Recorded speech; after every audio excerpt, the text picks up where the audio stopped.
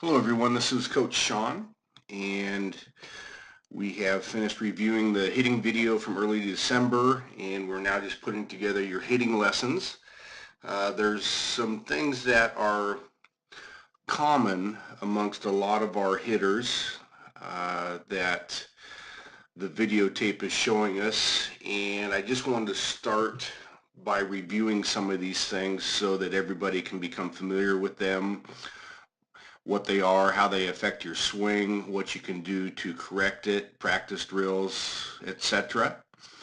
What I'd like everyone to do after you read these things is stop your video, go online, go to our website, saintsbaseball.club. Once you're at the website, saintsbaseball.club, I would like you to go to the features page, and I'd like you to watch the following videos.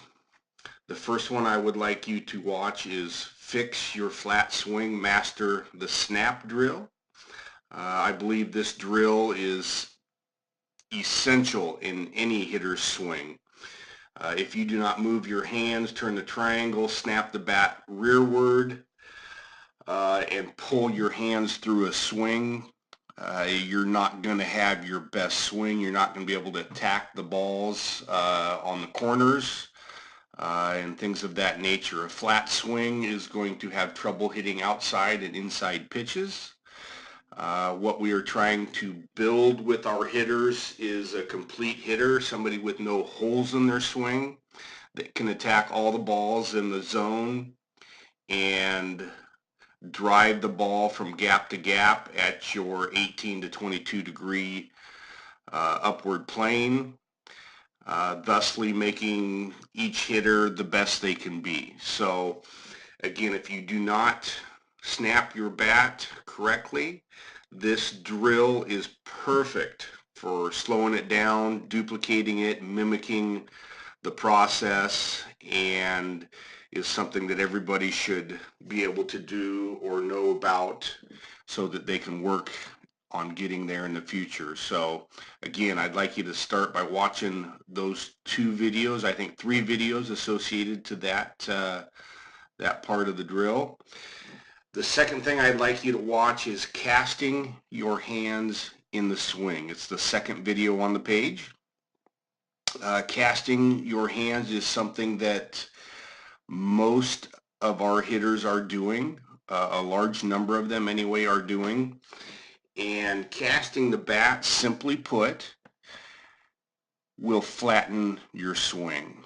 Okay, it's the incorrect use of your hands in the swing that flattens your plane of your bat, which is going to make you, again, have difficulty hitting inside and outside pitches.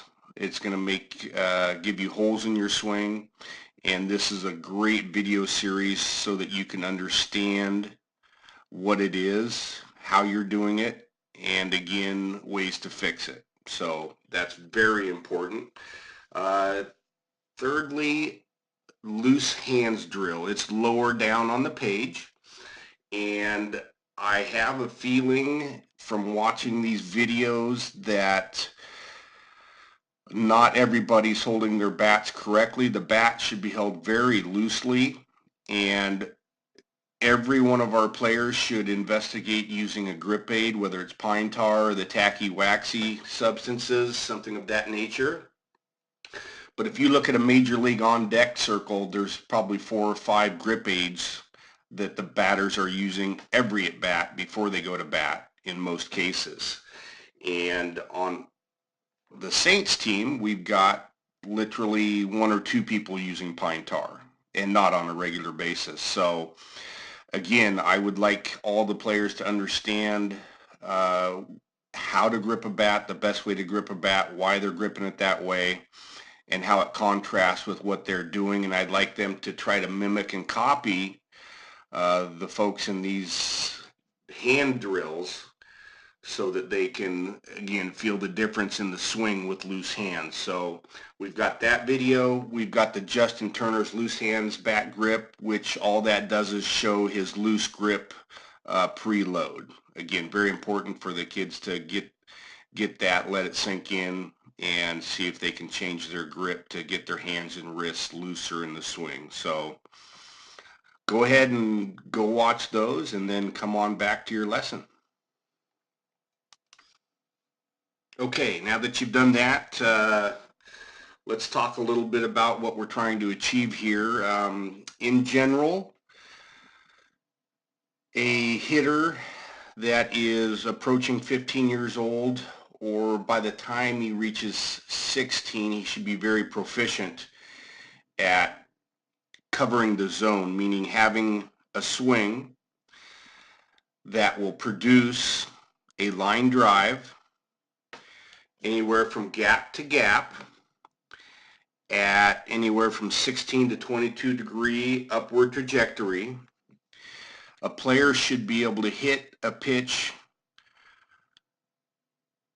in that direction that is anywhere in the zone.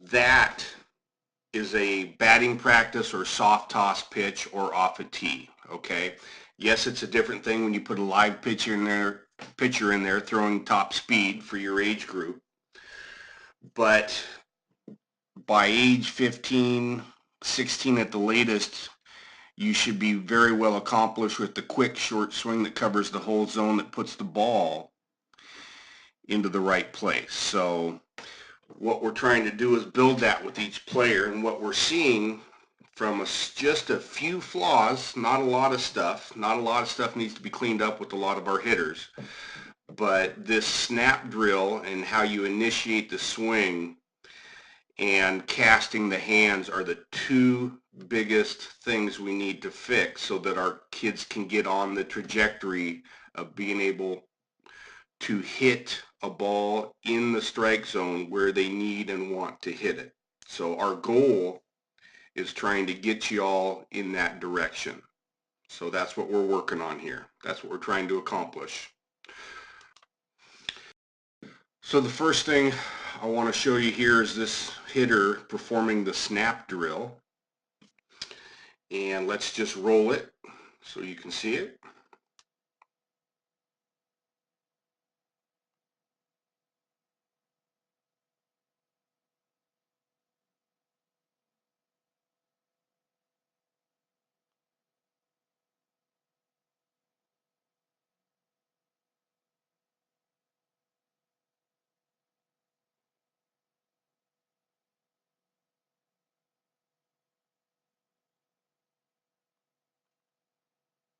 Okay, let's play it live.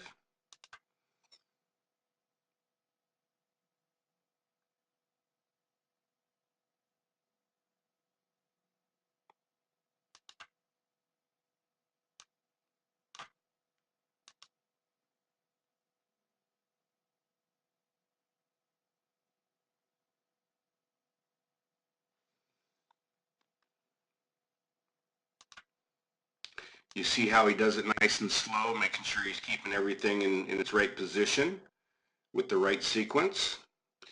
And this drill right here, we're going to call the snap drill. And I believe every one of our hitters on our team needs to practice this a lot on a regular basis. Even after you master it, you need to keep doing it just to make sure it stays regular and an easy feeling for you. And let's take a look at some of the breakdown on this thing here. So what you're trying to achieve is more of a horizontal or downward swing. As you can see at the point of contact, so to speak, the angle of his bat. Okay. That angle right there is what you're trying to achieve on most pitches, not an outside and high pitch, for example, but for a lot of the pitches on the plate, that's the angle you're trying to achieve, okay? So, of course, he did that and achieved that angle by starting with a good triangle with this 90 degrees. He's got a proper hand grip. Okay, look at that really close.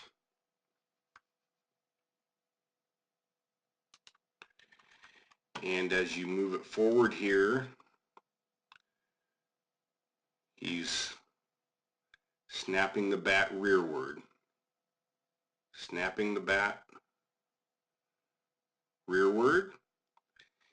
And one important thing in being able to do that, which is also part of the snap deal teachings, is this right here.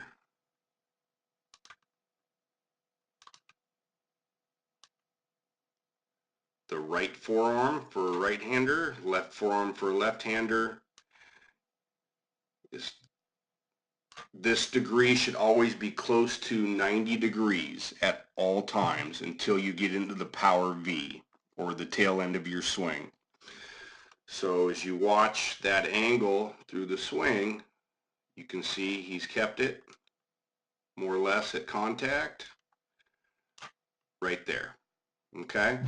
So the relationship of the forearm to the bat should always be 90 degrees. When you start the swing, the first movement here, there's his go right there. His triangle starts to turn, his bat comes rearward, his forearm and bat are at 90 degrees, and he simply maintains that posture through the swing. And you can see there he really starts to get his left elbow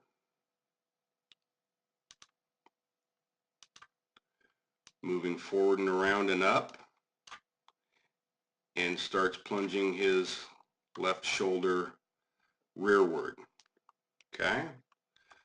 So as you watch this here, see how far that left shoulder or left elbow is going to maintain his 90 degrees. Now he's essentially turned his triangle all the way, and it's facing the pitcher. Okay? If you do not, which a lot of our hitters don't, if you do not turn that elbow up and out, that elbow will stop right where it's at. Okay? If your elbow stops in here, which a lot of our players' elbows do, if you're stopping here, the only place for the arms and hands to then go, the forearms and the hands, is out and around that elbow. Okay? So these are then going to come outward. Okay? That would be his arm extended right there, so to speak. If he stops the elbow, this hand has nowhere to go but out and around the elbow. Okay? Which will make you cast your bat, which will give you a flatter swing plane and make it tough to reach inside pitches and outside pitches on a regular basis. So again, this snap drill is something everybody should grab a wiffle ball bat, standing in front of a mirror, practice this methodically, slowly, until you get it and it's comfortable. And once it's comfortable, you should continue to do it on a regular basis. Okay?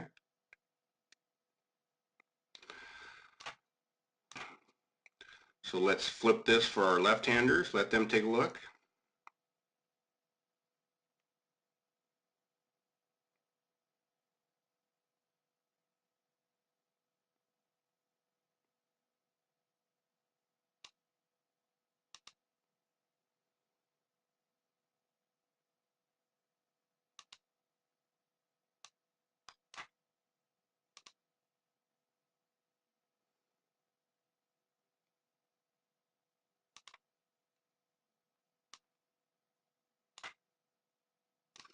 Okay, this drill is real easy to practice as well. What you do is you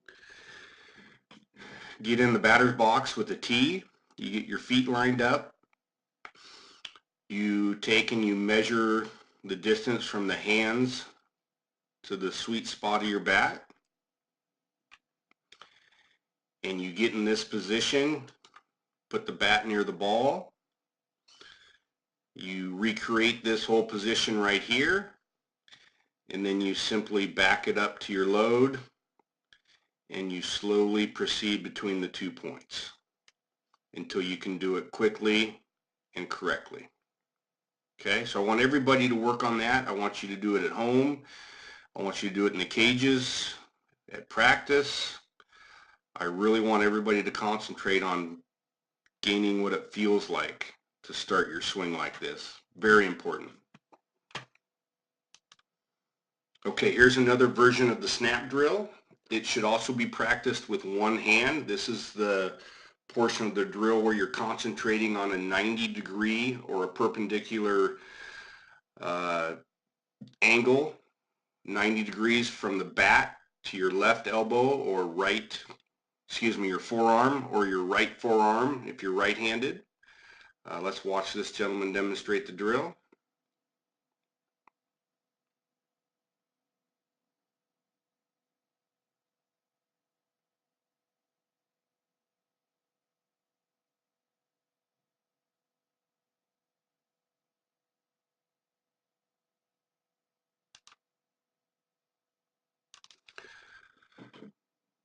So along with the other version of this, everybody should practice this on a regular basis. You should get it to feel as comfortable as possible, and some of the things to remind you of here is you can see how the elbow and everything starts to slot and everything works together simultaneously. The same thing with the two-hand snap drill, okay?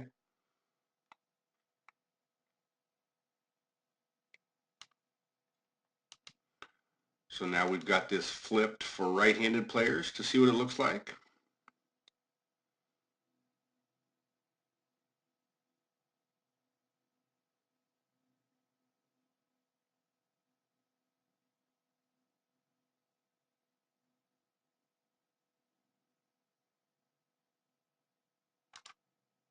Okay, so again, the ability to do this and master these drills and get a good feel for handling the bat like these instructors are. Again, bat speed controls how far and hard we hit the ball. So you want to gain as much bat speed as possible, and you can see the whip from laying it down like this is how you're going to gain more bat speed, okay? That's how early bat speed is gained. The second thing it's going to do for you, it's going to get the bat on the right path, which is going to help you hit more balls where you want to hit them. So keep all that in mind as you're practicing this drill. And the third way to practice the snap drill is with a PVC pipe. Okay, and here is the third way to practice the snap drill, and this is with the PVC pipe that was provided to you by Chris, or this could be with a broomstick, something of that nature. And let's just watch this gentleman.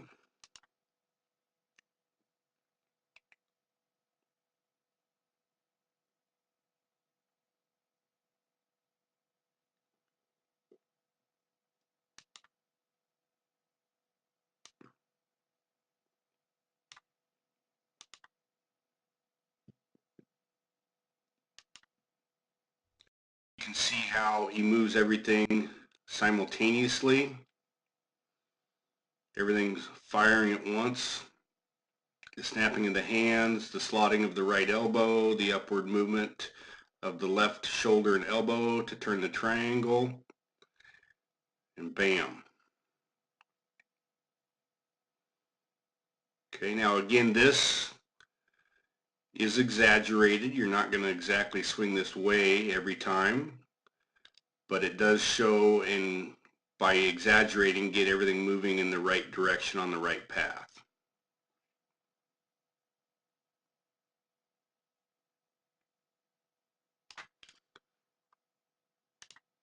So let's flip it for our left-handers.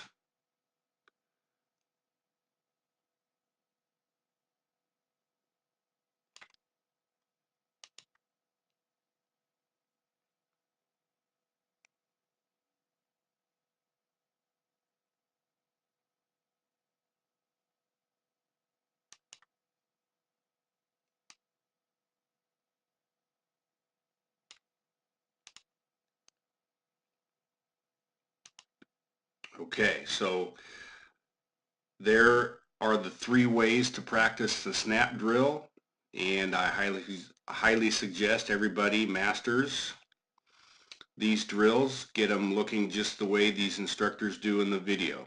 Okay? So here we have Justin Turner loaded in here, and I want to take a quick look at the ending of his swing so that we have contrast for later when we get into the individual videos. But you can see he's 3/4 of the way through his swing here, and if we draw a line right here, this line indicates what a lot of our players are doing that are casting their hands. If you cast your hands, what that's going to do, it's going to stop your elbows in this area right here of the swing. It's not going to allow you to get to this position. Okay?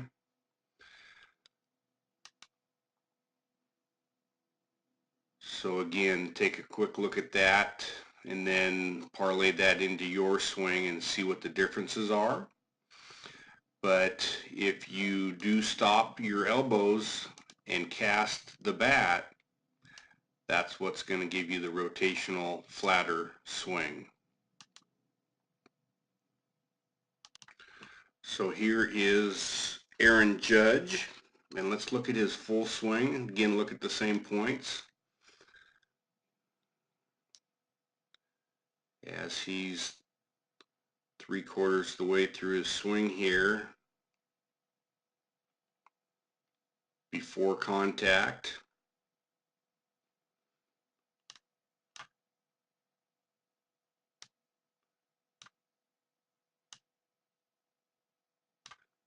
You'll see that he maintains his 90-degree relationship with his elbows and triangle. You'll see here that his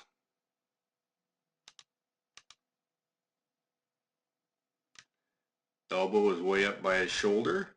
His shoulder is moving rearward.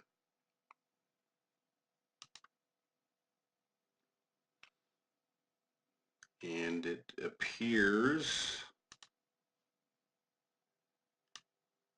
he's got a ball on a pretty good trajectory, and with his bat speed, I'm assuming that's a home run or close to it, right there. He's got a perpendicular relationship here with the bat and the flight of the ball. He pulled his hands inside nicely, and he got some nice results on this swing. So if we look at the front of the swing here, if you look at the hands,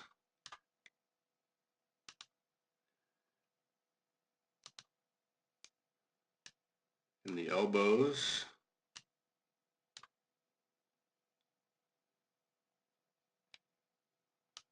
you will see that all that stuff moves simultaneously.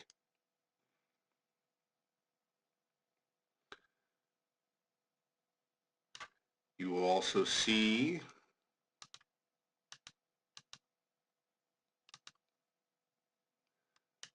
his left elbow simply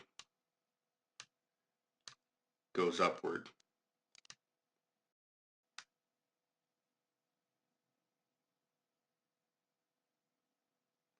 like so.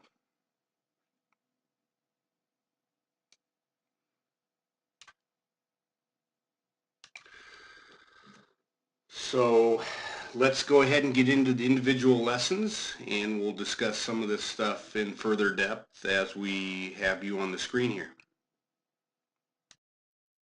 Okay, Jase, here is your hitting lesson. Just want to remind you at the end of this lesson, there's going to be your raw swings, your film of all your swings so that you can look at that. I just want to remind you to pay attention to the pitch location versus where you went with the pitch in your ball flight. You should always keep that in mind, when you're practicing, pay attention to it anyway so you can compare and contrast as you move ahead and improve in your hitting. That's kind of one of your major goals is the amount of solid contact and hitting the ball in the right direction. So pay attention to that, and I'm also going to attach your pitching clips in here. So go ahead and move to your action plan. Okay, bud, so here is your action plan. Before I get into it, I want to let you know that overall, I mean, I'm very satisfied with where your swing has come. I would say you're pretty close to having your swing honed in and sharpened. There is a few more details, but in general, you swing very good here. What I'm really looking for from all the players on these tapes is I want them to show me just one good swing on each location on the plate within the strike zone. I want to see them attack correctly an outside high pitch, an outside low pitch, inside low and high, and a middle pitch. I want to see their bat path, their swing, their leg position. I want to see them demonstrate that they can attack the zone. Just one pitch. Once I see that they've got at least one swing on each location in the zone, at that point in time, it's just a matter of repeating it and honing that in. And you've shown me that you can do that. So you've really improved your swing. You're more linear than rotational. And as you can see in this picture, you're practicing the 90 right here. Not many of the guys are putting emphasis on that yet. Hopefully that's something we can do, but look at that. That's what you're doing. You're practicing that right there. We went over that last August, and obviously you've remembered that and carried that through, and you're practicing that on your own, and it shows in your swing. So I want to again, commend you on that. You've come a long ways. You've got a really good looking swing. If I don't say so myself, it looks almost identical to Ken Griffey's swing. And we'll get into that a little bit later on the tapes. But I do want you to know, we need to do a little bit more tinkering, hone it, sharpen it. And we really need to fix you from the waist down. I'll point that out to you. And again, these are just minor tweaks. I'm sure, I see you doing a couple of different styles right now. You've got the longer style where you come way back with your right knee. And then you've got a shorter style where you just kind of twist the knee and don't come back so far. But I think overall we should probably try 3 or 4 different things. So I'm going to put on the screen for you today a couple of different things to look at and maybe try in dry swings, and then bring it into the cage and see what is comfortable for you. So overall, that's what I see. You've come a long ways, and now let's just take it to the next level. So your action plan would be to hone and sharpen your snap and laser drill, which is the snap drill is what you're doing right here in this picture. We can talk about some of the adjustments to make, but you're pretty close right there in the drill. I would like to see the bat more up and down. It's just, again, the idea of the drill is to over-exaggerate things. You're not going to necessarily swing directly vertical or directly up and down, but if you practice doing it more, that might be the difference on an inside pitch between keeping something fair and foul or flush contact and hitting the ball further. So it's one of them things. It rarely comes in play, and it's something that while you're practicing it, you don't really think, that could benefit you. I mean, how's contorting your bat into a weird, odd position going to help you? Well, it helps the way you move once you're, in the swing in a live game. So let's keep that in mind. Let's sharpen that drill. Let's look at it real slow. Make sure, there's no kinks in there anywhere that we can eliminate. Secondly, eliminate all non-essential movements. I'm going to show you uh, on your trigger, and I'll explain what trigger is. But essentially, what I call the ready position is when the pitcher's on the mound and he's set, and he's just his next step is movement. Well, you're going to be in a ready position. You're going to be close to load, but what we call preload. So that's ready.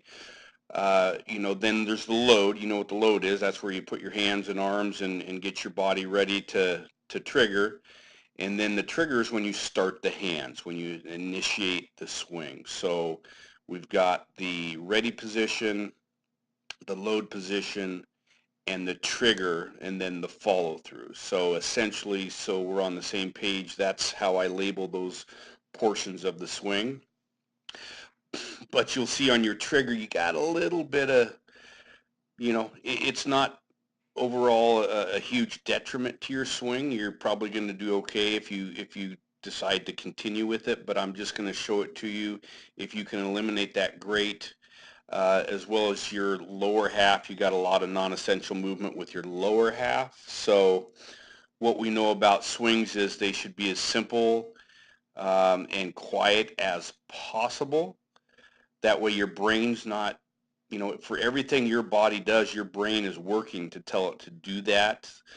The more you eliminate wasted movement, the easier time the brain has. You really want to get your swing to the point where all the brain has to do is think about see ball, hit ball, see ball, hit ball, not, where's my leg kick going? How do I get back here?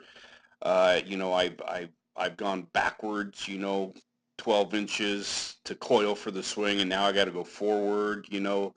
Again, it's, leg kick, swing, hit ball. So anyhow, let's take a look at number 3. That's the leg kick. So we just covered that at the same time there. Find exercise routine for stamina. So if you watch your tape at the end of this lesson, what I saw is that you were hitting the crap out of the ball. You were doing really well. Everything was, gap to gap on the proper 16 to 22 degree trajectory or thereabouts.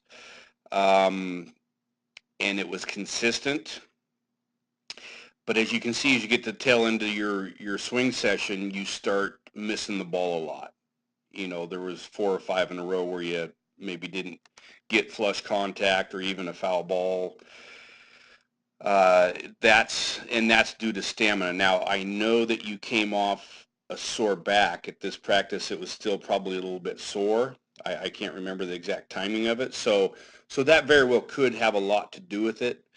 But what I'm also throwing in there is, once you get a swing down, then there's, a lot of things on the backside to work, like timing and mental preparation and thought processes and things of that nature.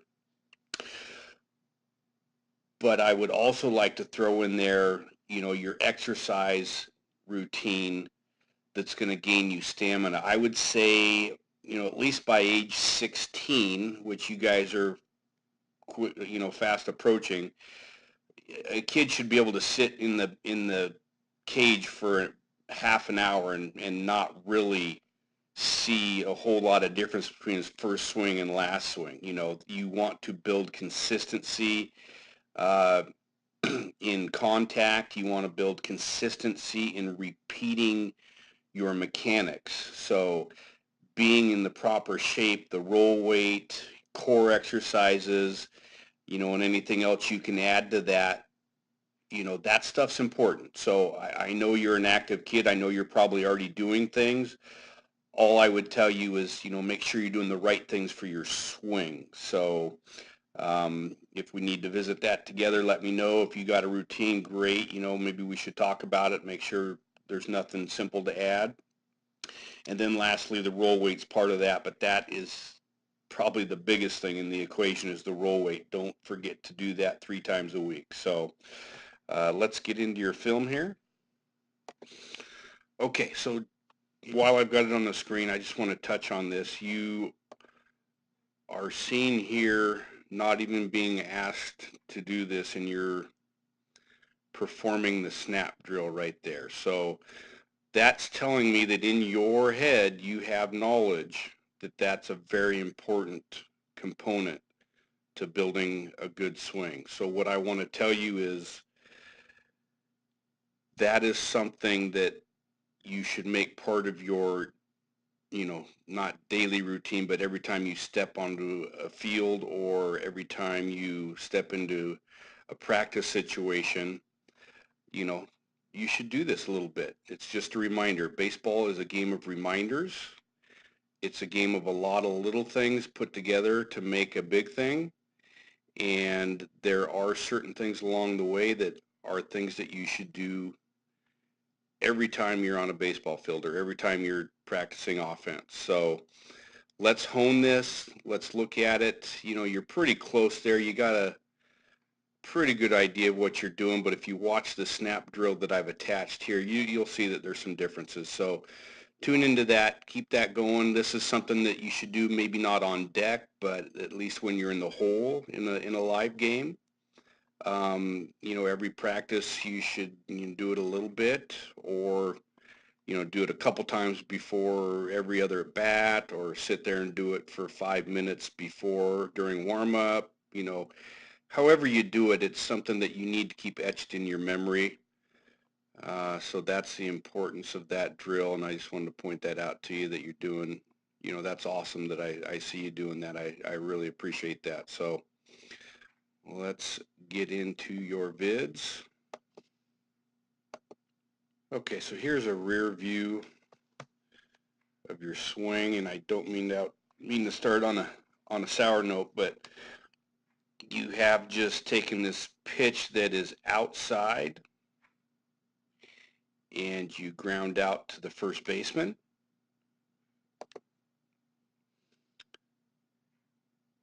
And let's just roll it so you can, first of all, take a look at your swing from the rear view here. And what I want to dissect here is a couple different things, your feet location and your hand movement more than anything. But on this pitch here, at least in a practice format, you should try to drive that ball to the left side with better trajectory. So you just rolled over on this one a little bit. Um, it's just if you attack the ball in the right direction, that's something you really want to work on in practice. You want your contact to maybe be a little bit closer to the plate, or to being as close as you can to your right foot as far as the depth and getting into the catcher and getting into the plate.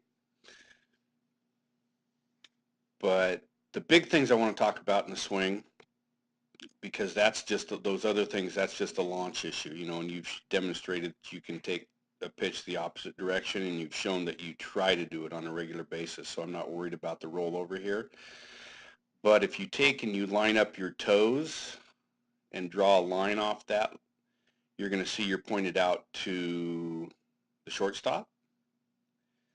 And again, you wouldn't be the first hitter to ever be that closed in a stance. It happens. In fact, there's some elite hitters that do it, and the fact that your left foot's so far off the plate, that gives you room. If you were altogether closer to the plate, that would, I think, be more problematic.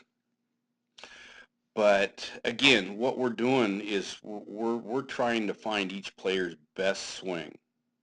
Okay, that's our goal. To find a player's best swing, you have to trial and error several different options and mechanics and ways of doing things before you really know what's best for you. You know, if you line up more directly pointed with your feet to the pitcher or your target, uh, and you try it once or twice and it's not comfortable, you don't really know if that's going to be comfortable until you try it 10 to 20 times or even more. So I would highly recommend that we try tweaking that position right there and seeing how it feels. And the second thing is watch your hands. You've got some non-essential, we'll call it movement in your hands. Little wiggle right there. Now everybody's got a wiggle or something they do with the bat. Uh, if we need to find something different for you to feel comfortable, I think there's a couple of ways we can do that differently. So, those are my 2 points that I see from back here. So here you are right here, you're loaded and just about ready to go. And when you trigger, watch your left hand. Your right hand kind of stays where it is, and your left hand kind of pulls rearward. And it's just a small little thing, but watch here. See that pull? You pull, and then you launch rearward. So all I'm saying is if we maybe didn't have that just small waggle and we just went straight back as our first movement, just think about that. Try it with dry swings, see if it makes a difference. I think it's going to change your launch angle just a little bit. So keep that in mind. But I like the way you're not wrapping and closing off as much and over rotating in a rearward direction anymore. So that leaves you space for your hands to come right through the swing right there and directly to the ball. Okay. So that's where your feet are aimed at right there. It might even be closer to third base than shortstop, not certain there, but that's a gobs. That's a pretty closed off stance. So, what generally that does to a hitter when they are that far closed off is, now that's kind of an access point where you now have to become rotational to get around that. So versus everything we're trying to do is linear, right? So if this portion of your body is back here, it has to come around. So again, it does affect the swing, but the question is it affecting it in an overall, negative manner? Is it, again, these are soft pitches and soft toss and not, maximum velocity pitches. So the real question is when you're facing top velocity pitchers, is this going to come into play? And I think if you get your stance more parallel to the edge of the plate, practice that and try it, now you can take it into a situation where you're facing live pitching and you can find out what feels better and what makes you more consistent. It's all about being consistent. So just because something works here in soft toss does not mean that it's going to work in live toss, okay? So I want you to think hard about that, maybe practice that in a, more parallel to the plate type situation and see if we can see if that feels differently and what the results are. Here we can see the location of your knee and where the knee's at. You've come back almost as far as your left knee is. And your left knee is flexed away from the pitcher in the wrong direction. Should be flexed the other way, inward. So, note that stuff. Okay, Jase, let's cover your lower half and your leg kick here. First thing to point out to you is that your knee here is flexed outward.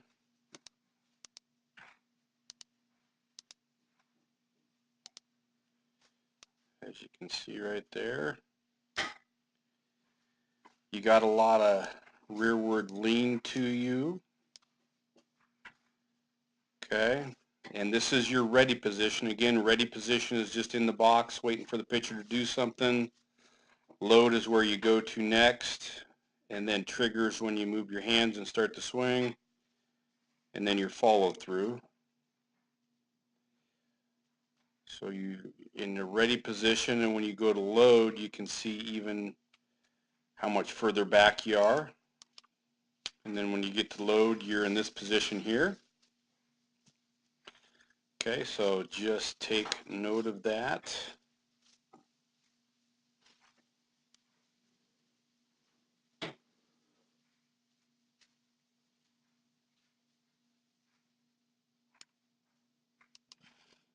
Okay, and here you have Albert Pujols. He is at 50-50 equal opposite balanced position. Again, Albert Pujols' load is the same as his trigger position. He doesn't change. He just simply lifts his right heel up, puts it back down, torques the lower half, starts the hips turning, keeps the shoulder back to get a little more load from where he's at now, and then crushes the ball. So again, here is a position that's going to get you maximum power. In the load, you don't want to just go backwards and then just go forward. Okay? If we look at yours here, it's back and then forward, back and then forward, back, forward. Okay? The principles of the right leg movement is you want to come up and back, and then you want to go out and down. Okay, if you are leg kicking, which Albert Pujols doesn't. But let's just take a look at his full approach here.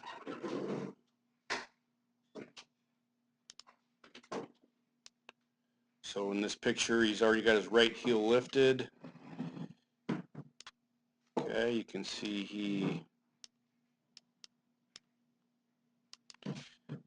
lifts the right heel, puts it down on the ground,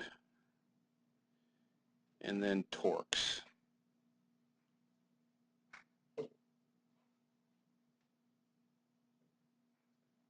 Okay, so it's just a little twist torque kind of a move. And there you go. So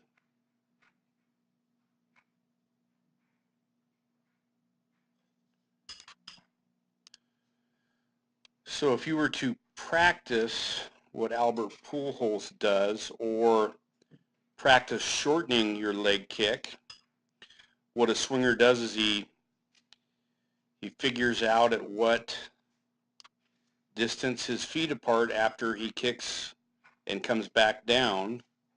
You place your feet in those positions in the batter's box.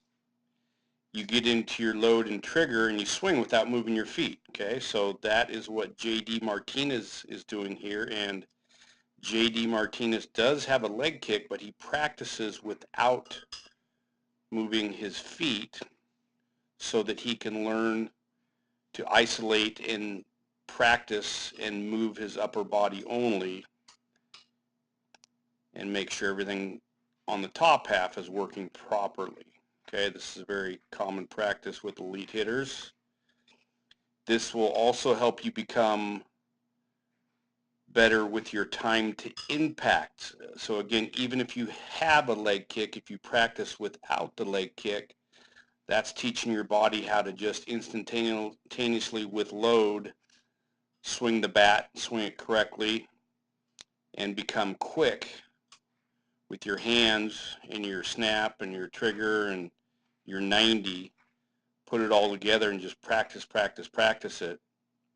And that's how you're going to improve your time to impact. And it also helps you isolate your upper body, make sure you're working that correctly. So keep that in mind. And just food for thought here, J.D. Martinez swings, or excuse me, tapes every one of his practice swings in the cage, on the tees. He tapes everything and reviews it daily. So that also goes towards the, never be satisfied with your swing. Always be looking at your swing to see if, everything's correct, or does something need to be changed? Are you getting out of place on something?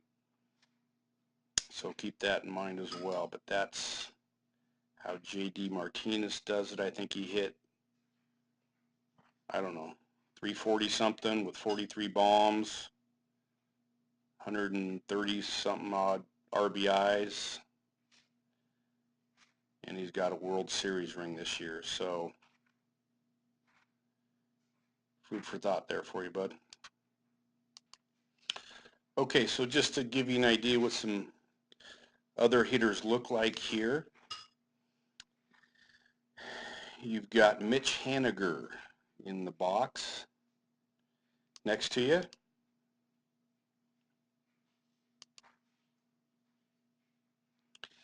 And his initial movement is right knee up right towards his belt buckle. So you see he's coming in and up with the knee. Okay? In and up. In and up. What he's not doing is just going straight back and going knee to knee. Okay? Knee to near belt buckle. Knee to belt buckle. Okay?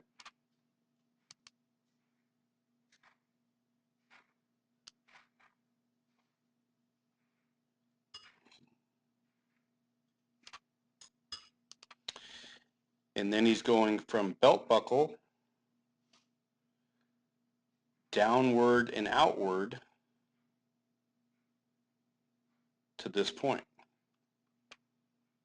So you can see here I've drawn the difference in distance he covers between the pickup and the set down. Okay?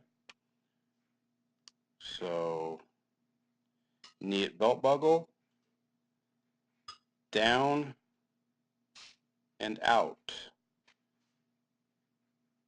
out and down.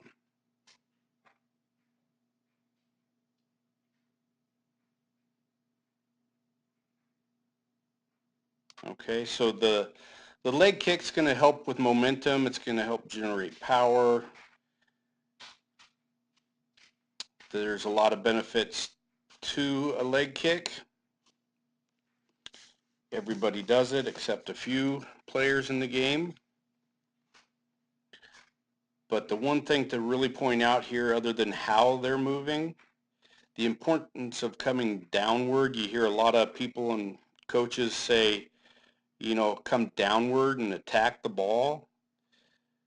Well, that's the look that a proper attack and leg kick creates. He's coming down. Okay? Down and out. So again, we want your swing to be linear. We talk a lot about linear in a baseball swing. But your legs are not the swing. Your legs are getting you ready for the swing. So it's not really a linear action per se with your legs themselves. It's up and down. Okay, it's back and up and out and down.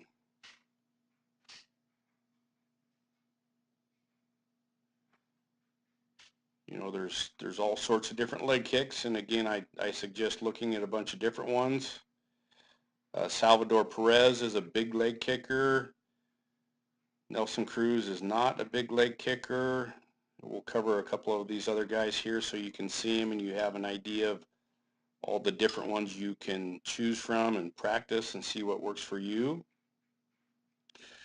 But kind of a key feeling in the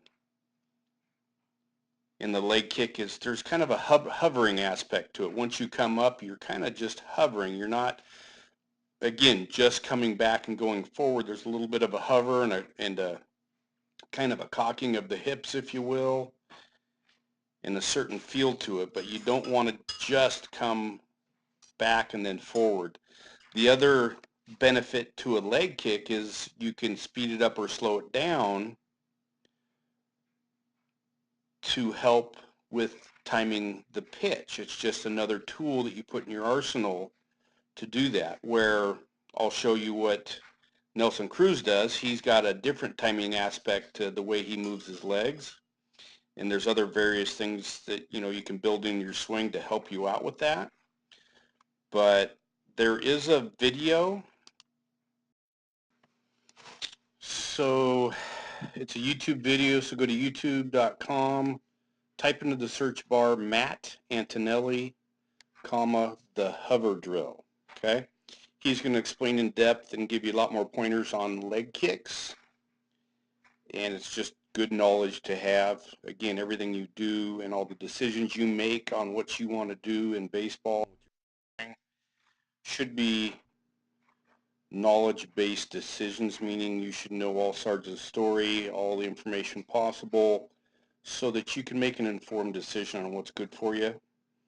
And, you know, taking this knowledge in from YouTube and on our saintsbaseball.club website, I encourage all the guys to just peruse that website as much as they can. But go here, watch this, and this will kind of help you make sense of all these videos we're putting online here for you as well. So go ahead and do that.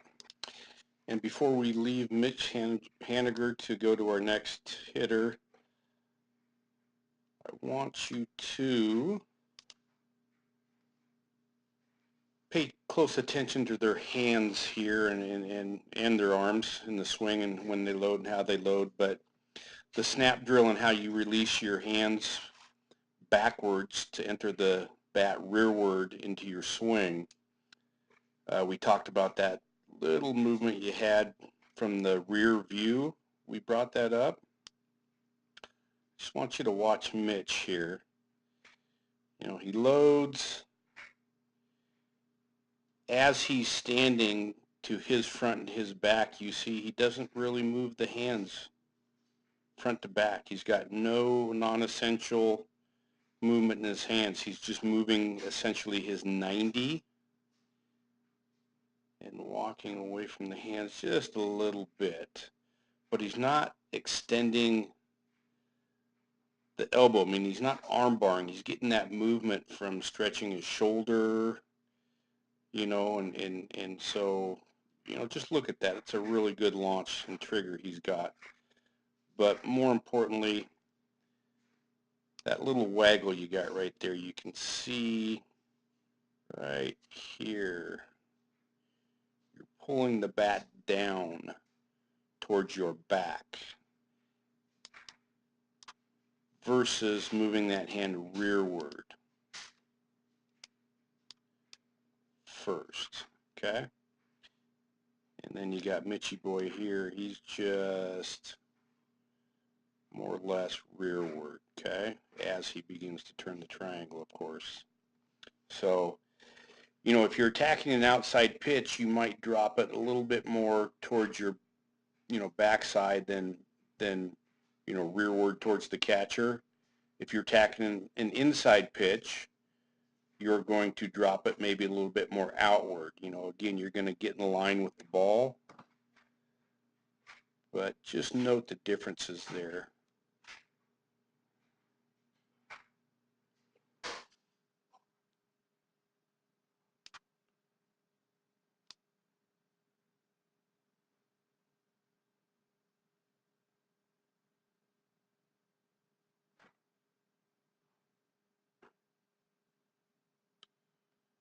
Okay. Okay, here we got Justin Turner's leg kick.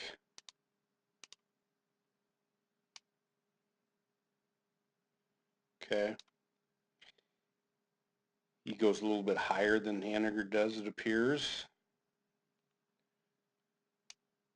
And he goes out and down, out and down. Okay. Another note to make here is you turn that leg way in as well. I would investigate not turning it in so far. Again, the further you turn it in, the further you got to turn it back outward. So the less movement, the better. You'll see they all do a little flexation with it in some manner. So there he is there. Now he's just kind of up and down.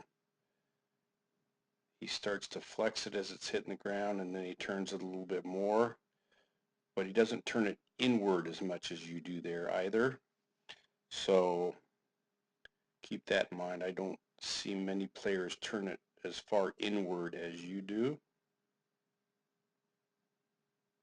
So just kind of, put your eyes on this stuff and get a wiffle ball bat, and you can do this in the house. Just kind of practice this stuff. Get a feel for something more similar to what these guys are doing. So here's Nelson Cruz. Nelson Cruz has the most home runs in baseball since 2010. That's an 8-year run. Guy's an unbelievable hitter. Hits for power, hits for average, clutch hitter. We've got, I don't know how many in total, but we've got probably 2 to 4 guys, I'm guessing, somewhere in that range that leg kick like him. They start with the leg outward and open. They lift it up and bring it in, and then they typically leg kick again. Some of them just set it down and do it. There's a couple ways to do that. But let's look at Nelson's leg kick here. He doesn't really have a leg kick per se. He doesn't move his leg inward, but it is before the pitcher releases the ball, so it's not his true leg kick. He simply moves it in, and there he's more like Albert Pujols now. He's just on his toe, ready to plant his heel and go. He uses it purely for a timing mechanism, okay? There's a lot of different things you can put in your swing that help you.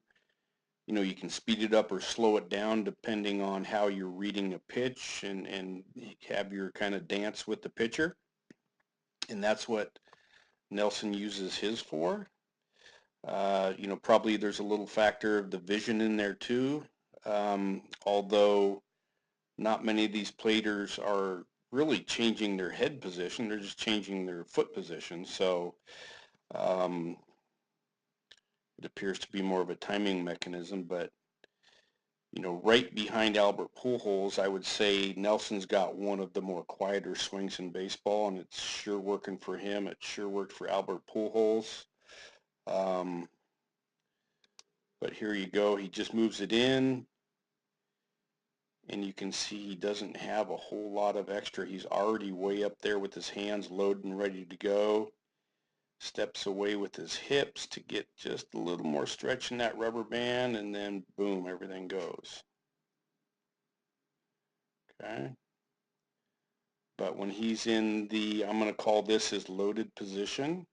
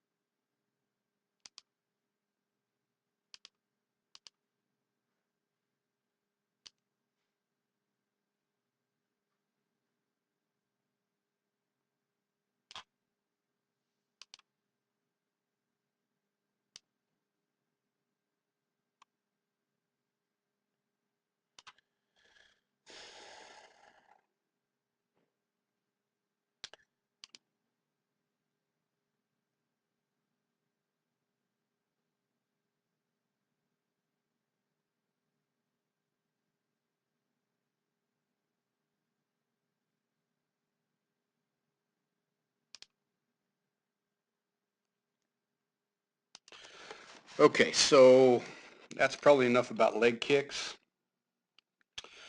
Uh, if you look at your swing, you got a fair bit of rearward movement. Okay, you come back and load, and then you bring your body forward. I think what messes up some hitters sometimes as far as timing your swing to hit the ball over your right foot is, a lot of our guys get going at the ball like that, from just look at your torso from here to here. When you really rip, you're torquing and turning and the right shoulder goes up. You're more on a different axis. So sometimes that forward movement can, you're already moving one way, then you got to do something different. But, again, a lot of people move there and it's not a big deal. I'm just a fan of the guys that torque and twist. Less is better. But in that vein, I just want you to look at a couple different guys so that you got an idea of, what people are doing. So I've got, excuse me, I've got Nelson mocked up here again. And again, Nelson, this kind of, you can say that's his load, you know, he's moving from here to here and loading. Okay, so, and that movement's pre-pitch. So once he's loaded though, as we move forward, you can see he also is, he's slanted back pretty similarly to you, and he comes forward a little bit, and then he just cranks the ball. So, that's how far he moves from load.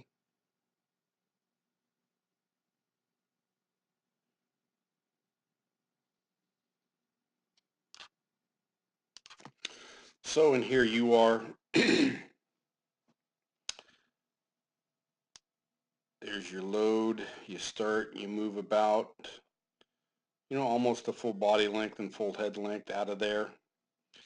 Again, not anything bad. Just want you to see what, some of the power hitters in the game are doing. Again, Nelson he's got the most home runs since 2010 in Major League Baseball. Albert Pujols, before his injuries and age caught up to him, was, the most feared hitter in the game for years. Okay.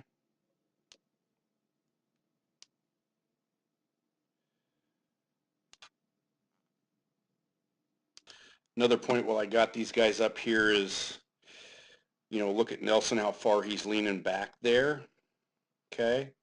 And I know this is an inside pitch that you hit, but you're not far away from this on a middle pitch. Let's work on getting a little more lean backwards there for you. And I think fixing your leg kick's probably even going to help that a little bit. But I just want you to keep that look in mind right there. These power hitters, they're really, really, they're using every bit of body they got in a directional, linear manner. He's putting all his power forward and his upper body rearward to create that whip and clearance for the hands to come through.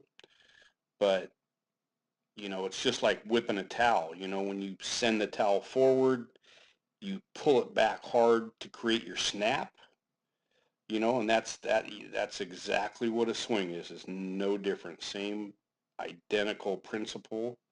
So, take that down as a mental note there as well.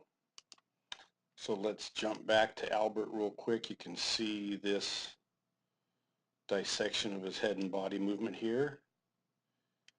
And there's not many players that are exactly like this. Some are pretty quiet. But Albert's one of the few guys that has zero movement. The head doesn't come out of the circle other than moving forward and rotating up. You can see right there at contact, his body, his torso is still within those lines. Okay. You know, nothing on him is going back or forward. It's just pure torque. So we know that a body, if you position it right, you do the right things with it, can create this kind of power without moving. And it's not that I want everybody to just cancel everything and just be totally still, but I want you to be mindful of your movements and what benefit you're getting from them. Are you getting benefit from them? If you're not, what can we change? What can we do to improve things? And again, Albert, if I haven't said this, I'll tell you now. If I have, I apologize. Albert is thinking see-ball, hit ball, see-ball, hit ball. He doesn't need to worry about when he leg kicks. He does not need to worry about going backwards and then forward. He does not have to worry about a lot of different things. You know, he just simply moves the hips, creates a little torque, a little separation in the rubber bands between the right hip and the left shoulder, and voila. So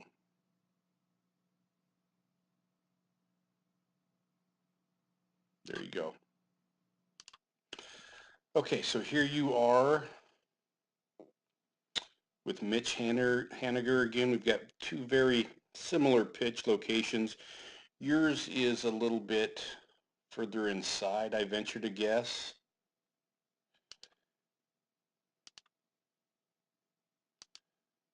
But you can see you've made contact out here. He's made contact in here. Okay, you can see that his bat is more square to the plate. Okay, the whole bat itself, you know, contact, if you're going to send it gap to gap, you really got to practice hard on your bat head placement versus the relationship of your hands. But you always want to practice, you know, with the bat being parallel to the front edge of the plate kind of a thing. You know, different pitches are going to require different things. I understand that, but in the practice format, you got to practice getting your bat in this position and practice contact a little bit deeper in your swing. And not only the direction of the ball and the flight path the ball takes are important in doing that, but if you really look at your swing, if you're legging properly the bat in, you know, if everything moves correctly, after the leg, your bat really comes whipping forward, and you get the most out of that whip if you contact the ball with your bat. You know, they always say, you know, let the ball get into you, right? Let it travel. So you always get most out of your whip, which is going to, you know, give you your best exit velocity and bat speed if you contact it further back. Now, you know, you're going to hit home runs, you're going to hit doubles, you're going to hit hard line drives, you know, contacting it further out front, and you're going to contact it deeper than you need to as well at times. That's just, you know, that's life as a hitter. You know, that's going to happen in youth baseball. It's going to happen in pro baseball. But for the purpose of practice, you have to center your consistency to contact the ball correctly. And you want to do that just about in the position Mitch is. So, but I'm also guessing the ball that you're hitting here is a little bit further inside. But you can see the height is very similar on those. But now that I've said that, my main point is look at his left leg, okay? Do you see how tall you are compared to where he's at? When you go in your swing with your lower half, when you just go backwards and then come forward, okay, you're not getting that turning, torquing into the ground type of motion from your back leg, okay? So keep that in mind. He is at 17 degrees in his angle right there. And your bend is at 37 degrees to the ground, okay? So again, yeah, you're a strong hitter, you smash the ball, but, you know, again, I think in general, and I don't know to what degree, you are leaving power on the table, okay? So keep that all in mind here. That's just something I picked up on.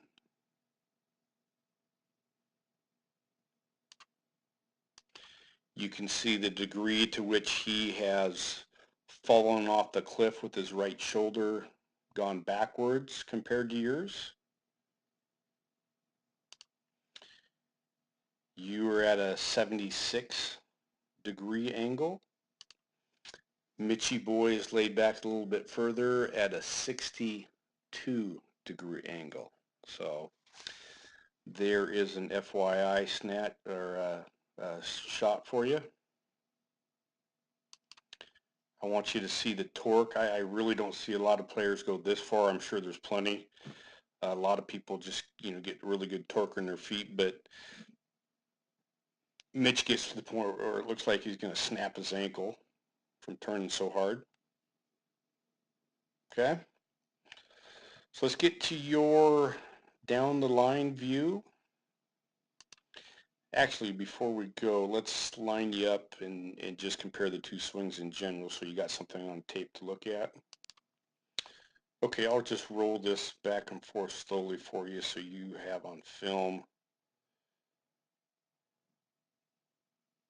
somebody to look at and to compare with the whole swing.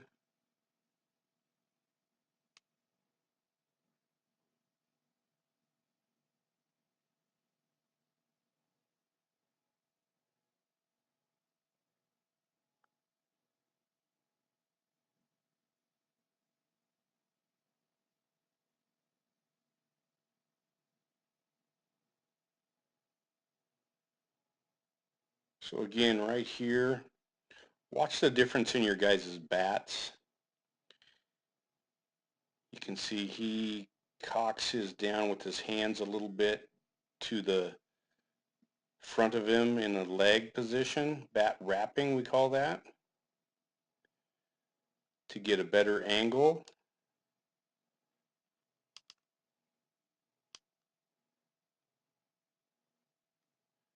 Okay, and now he's pointed right at the catcher's feet.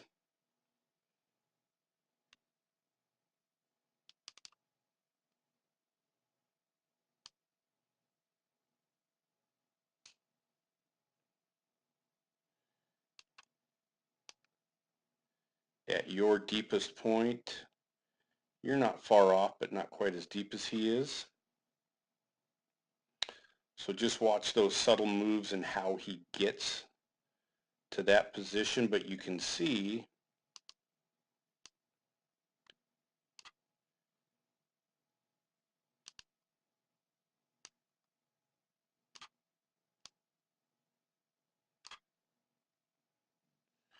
the difference there. So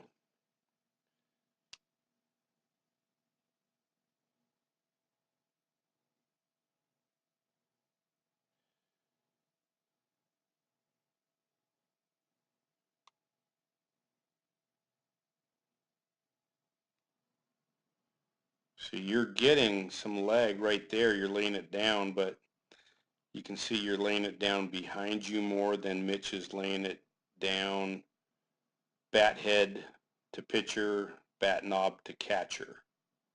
Again, it's more linear. Okay. So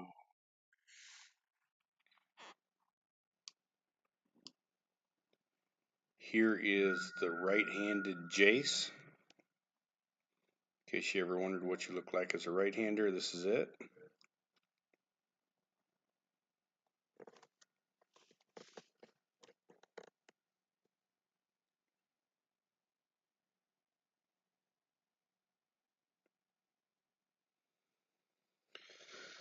So you got a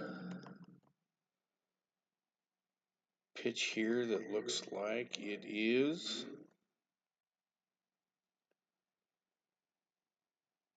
a little bit inside, right around the belly button. And you absolutely crush it. I don't know if the right fielder caught it or it was to the left or the right of him, but you sent it out at a pretty good pace in that direction. You can see from this angle all your energy is going at the ball. You can tell in your power V that all your energy is heading forward, and then it rotates around you in an upward fashion. You have no balance issues.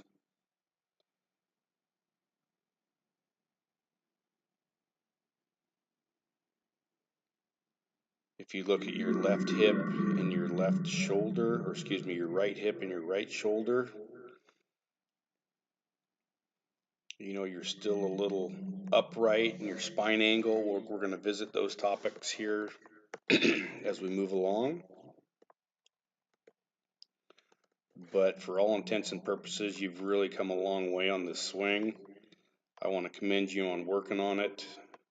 I know that you've changed a great deal, and I know you've been watching video and thinking this through and gaining knowledge about your own personal mechanics. And again, that's how we bring about change in our swings. So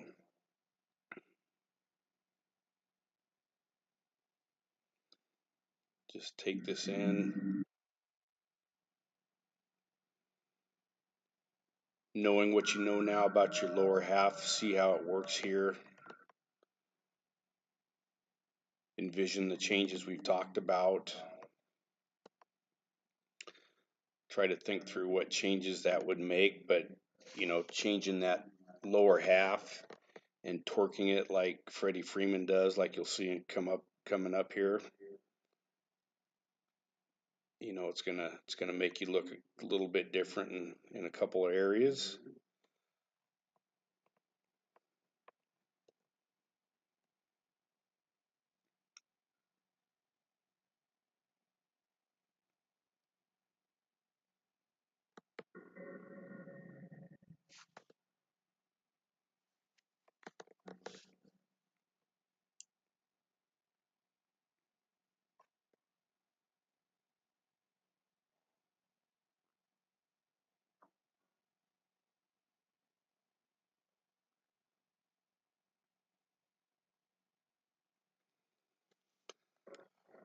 The part of your swing, the rolling to the ball, which is from right here to right before contact, we call that rolling to the pitch or rolling to the ball. I think if we fix that waggle and get that bat just a hair more rearward, you're going to notice some positive changes there. But as is, I'd certainly put you up against most hitters in the game in your age group.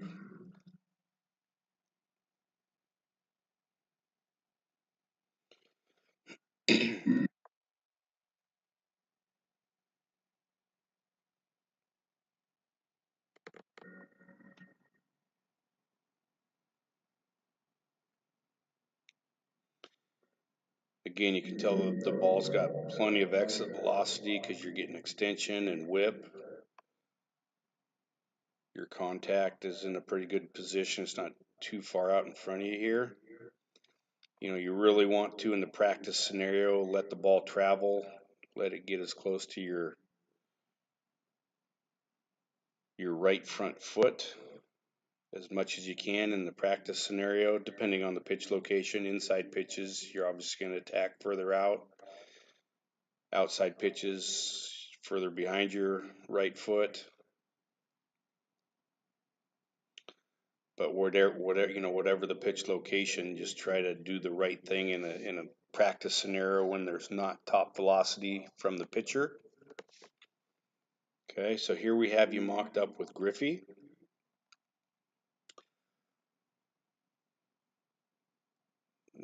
We've got you both getting a low pitch there. Yours looks to be just a hair more, or his is a hair more inside than yours. But for all intents and purposes here, these swings appear on tape. I mean, just look at that view right there, the position of the arms, the shoulders. It's eerily similar to what he does. So again, I know you've been watching him on tape. I don't know if this is a product of watching him and mimicking him, but in any event, it's you know, who can complain about a swing that looks like Ken Griffey Jr.? So note the position of your head versus his. His is a little bit more upright, looking down the bat. Again, your position is not bad. Elite hitters, I'm sure, get in this position, but I am a proponent of having the head a little bit more upright. The least amount of movement, the better. So the more you cock it down, the more you're moving. We've already talked about movement in the swing and how it can affect time to impact and various different things. So, just make a note of this.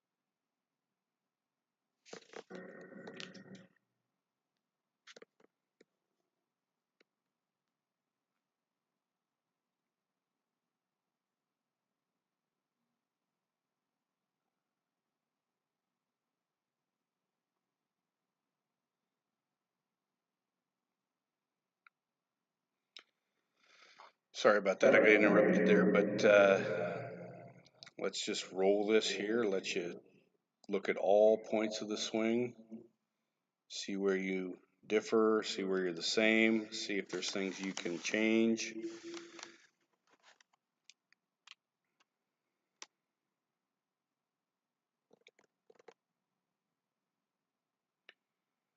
You can see here, I'll draw some lines in a minute, but it looks like his spine angle is just a few degrees lower than yours.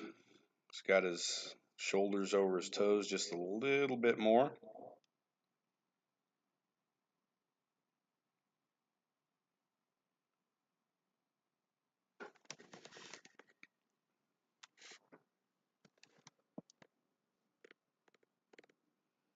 Again, your arms and upper body, the slant in your shoulders from your top shoulder to your bottom shoulder is very similar. Other than the ground torque he's getting from a proper stance and torque from the lower half. A lot of this stuff is very, very similar.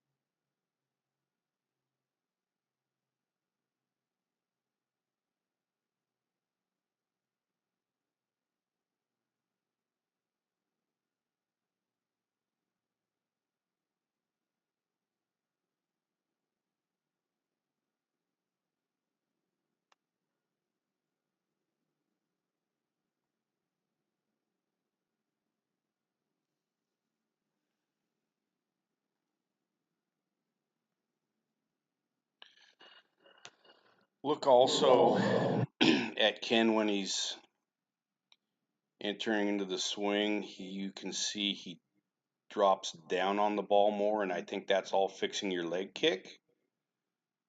As we showed you with some of the other hitters, you come from up to down and out, and that's going to give you the more attacking the ball downward kind of look and feel. But as of now, your torso really does not come down or drop into the ball like some of these hitters are.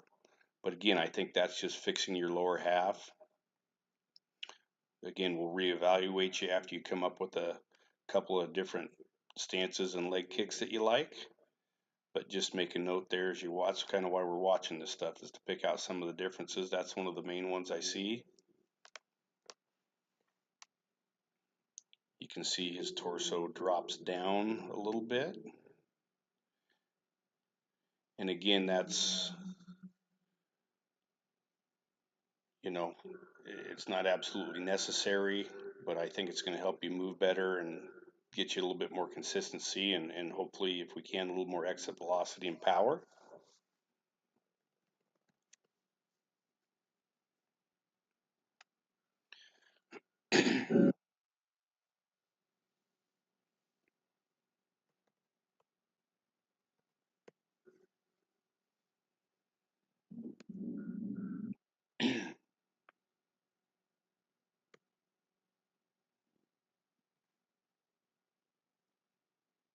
So there's your spine angle.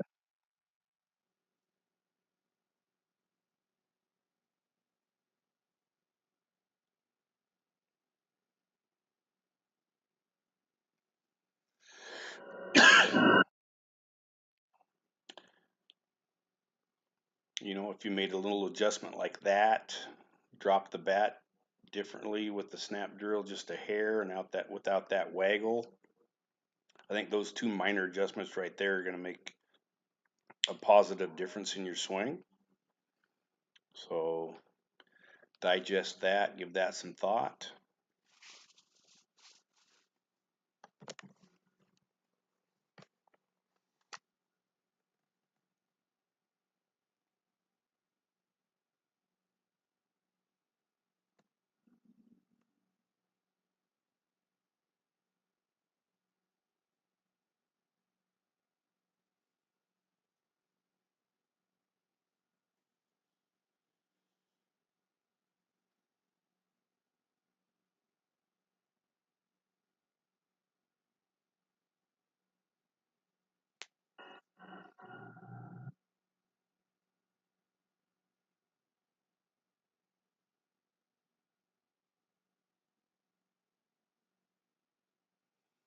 Here we got you mocked up with Freddie Freeman.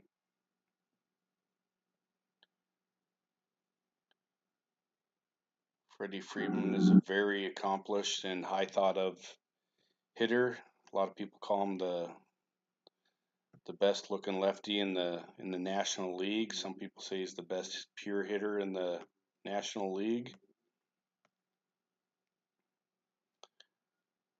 But I want you to look at his lower half. I want you to look at the angle from this point of view and look at his lower half. You can see the torque, just the pure torque that he's generating from that. So, but here's his spine angle. His spine angle is even lower than Griffey's. That's the degrees of his spine angle right there, and that is yours. So drink that in, internalize it, give it some thought, grab a bat, practice some different spine angles, see how they feel.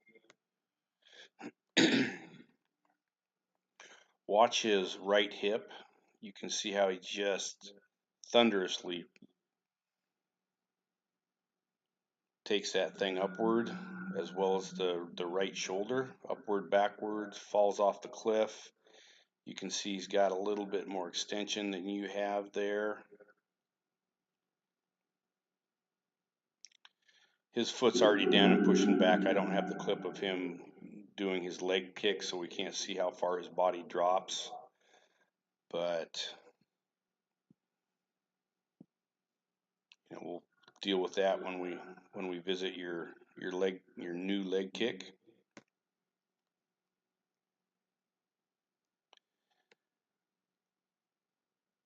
You can see Freddie's head movement. Actually, here's his feet alignment.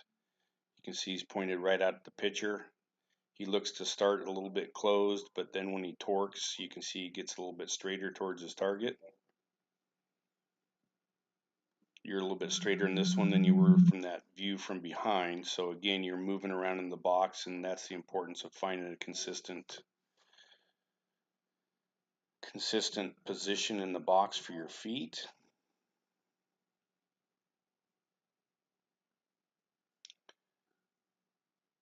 If you take a look at Freddie's head, it does move around a little bit. It does tilt down a little bit, but he brings it back straight or more upright.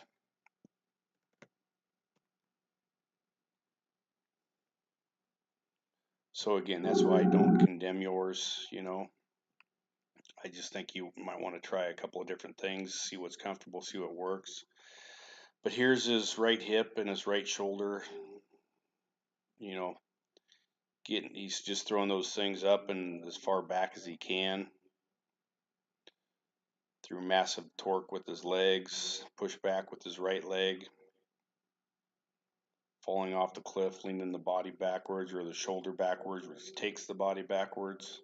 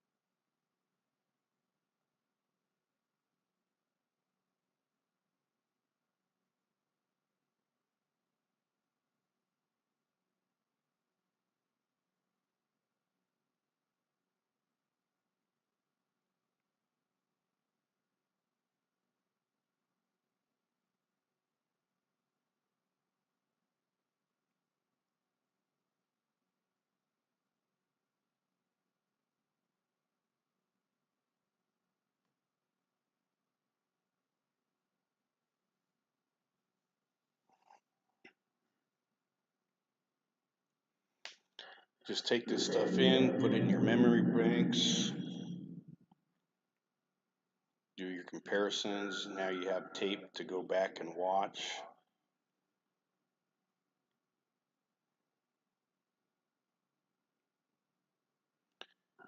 You can watch this from your phone, through our website. You can revisit it whenever you want.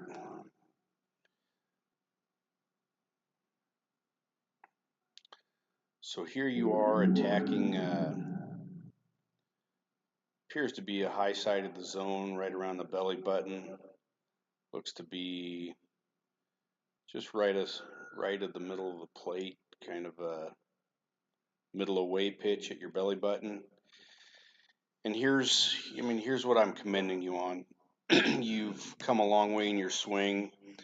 Again, what you're showing me is that you can cover the zone. You're putting a proper swing on, all the pitches. Again, now it's just a matter of practicing, put the tee in the position, high outside, low inside, low outside, high inside, just move it around the zone, middle, practice going to the pitch the right way, the right direction, do 100 of each swing. Then we start speeding up the pitching and you try to maintain it. That's how a guy practices and gets to the point that without any thought, it's completely reactionary of putting the right swing on the ball. That's the exact recipe for building consistency in your swing. Start slow, speed it up, managing and self-evaluating the whole way. Okay, but again, this is you putting a pretty good swing on that pitch. The trajectory is a little high. You didn't hit it exactly flush, but it's like 95% flush. It certainly demonstrates that you can do it. You're not, a lot of people when they go to the high pitch, they'll raise their arms up and take an odd path to the ball. If you look here, your torso's not doing anything weird. So all that's very, very important to note. When people go after pitches on the outside extremities of the strike zone or outside of that, when you go further outside of the zone, you're probably going to do some weird things, but for the most part, you should cover the zone without doing anything really different other than the path you take to the ball.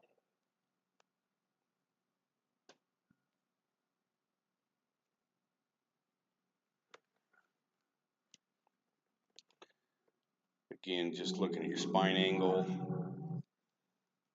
We should try something where your shoulders are over your toes a little bit more in that direction.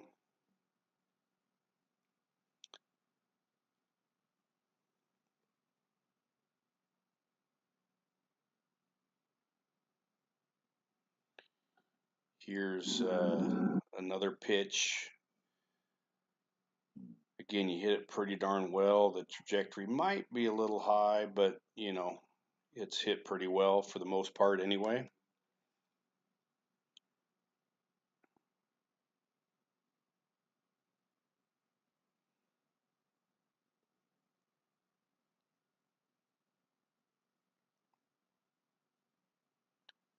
You can see your head doesn't cock over as far in this one. So again, it's just a matter of knowing where you're at. Certain swings you will move differently, but just be mindful of some of these little things as you progress here. Just be aware of them.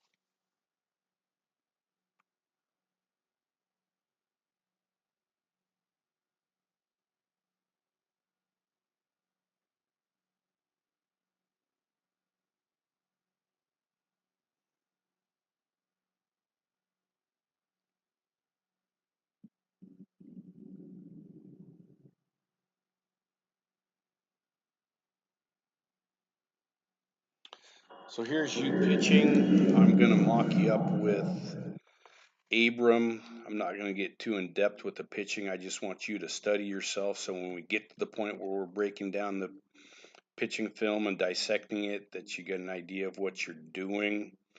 Look at your feet, your knees, your legs, your rotation. Look at your arm. Where does your elbow go? Where does your hand go? Look at your head. You're looking at the ground right there. Pitcher never takes his eyes off his target. So take this stuff in so that when we get to that, you'll be better prepared and you can move a little bit quicker. But for now, what I'm going to tell you is just look at Abram. See right there, you come up, but then you twist back.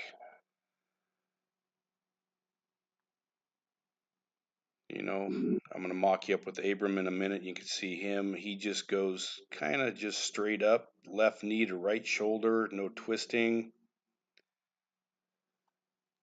Some twisting, and the Japanese players twist a lot, but they're able to control their bodies a little bit more so it doesn't affect them in certain ways.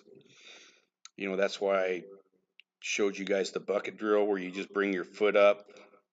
You bring your left foot up and you just rest it on a bucket. That's going to strengthen all your balance muscles, give you the ability to control that. So here you are with Abram. And just drink in the two different pitching styles.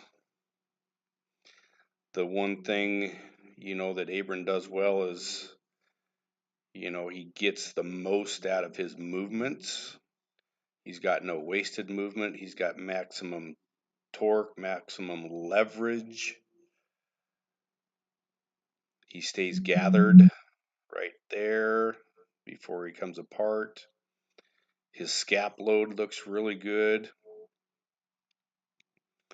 So, there's tweaks that we can all make. Abram can make some tweaks too, but for the most part, I really like his wind up. If I had to teach a wind up, and not everybody's going to be the same, I realize it, but his wind up and leg kick are really good. So anyway, a good, your hitting's improved a lot. Here's your pitching. Drink this stuff in. I want you to come and talk to me at practice. Let me know what you think of this stuff, and we'll move forward.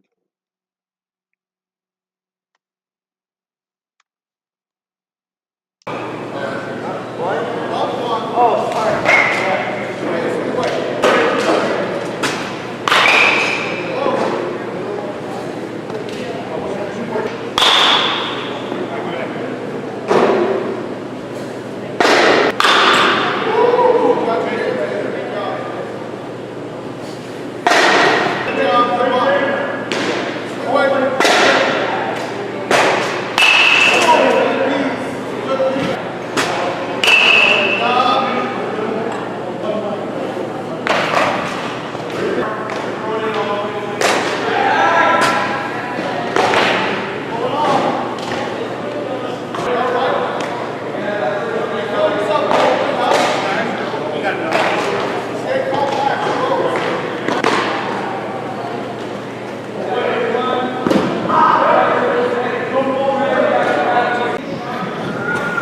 You are the next pick.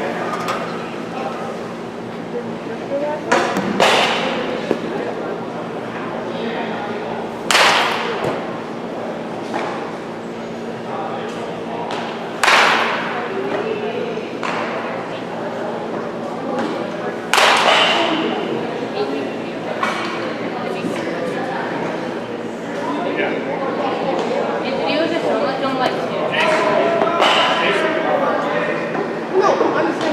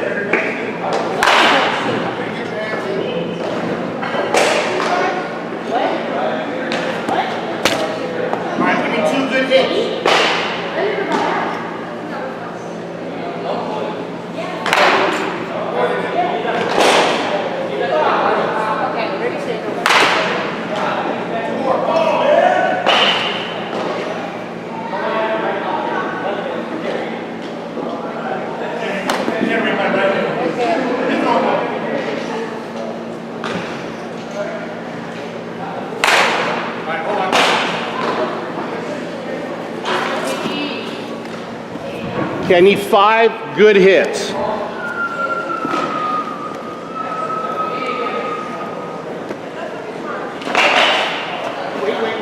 Wait.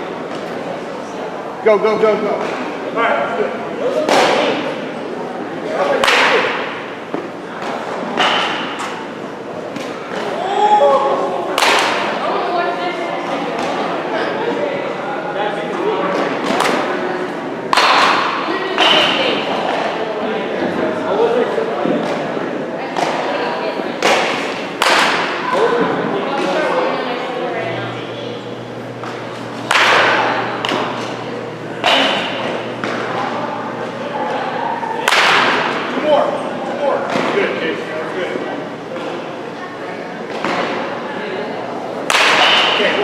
Good. Help pick up. Thank you, Logan. Jase, come here.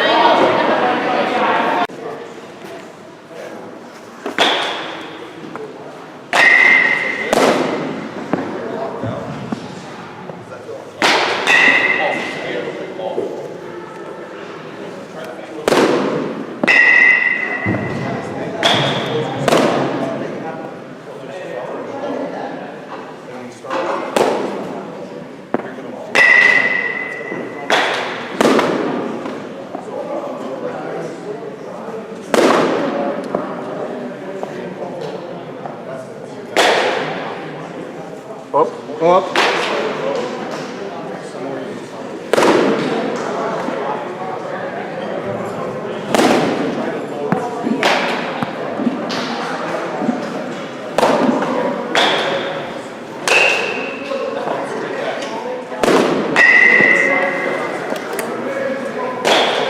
Fighter's up. Help me pick these up, Jase.